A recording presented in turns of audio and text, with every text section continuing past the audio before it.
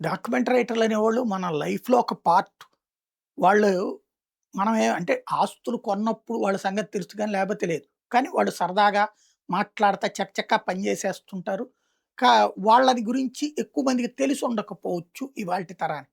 కానీ ప్రతి ఆస్తి వెనకాల వాళ్ళే ఉంటారు. ప్రతి రిజిస్ట్రేషన్ వెనకాల వాళ్ళే ఉంటారు.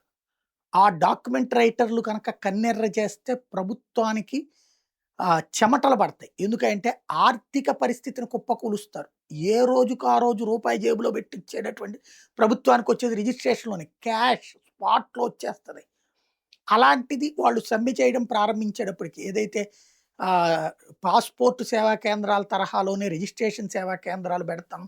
అంటే దాని వలన ఉద్యోగాలు పోతే మా ఉపాధి పోతుంది అంటే, మొన్న చంద్రబాబు గారు అట్లాంటిదేమీ లేదని జెప్పారు. కానీ నమ్మకం కలగలేదు. అయితే అంబేద్కర్ ఎవరైతే ఆ డిపార్ట్‌మెంట్ హెడ్ అయినటువంటి అధికారి తాజాగా డాక్యుమెంట్ రైటర్ల అసోసియేషన్‌తో చర్చలు జరిపాము. వాళ్ళకెలాంటి నష్టము జరగదని వివరించాం. వాళ్ళు గూడా అంగీకరించారు. సమ్మె విరమిస్తున్నారు అని ప్రకటించారు. రోజుకి రూ. 50,00,00,000 చొప్పున ఆదాయం ఆగేటటువంటి సందర్భంలో వేగంగా ప్రభుత్వం అడుగులు వేసింది.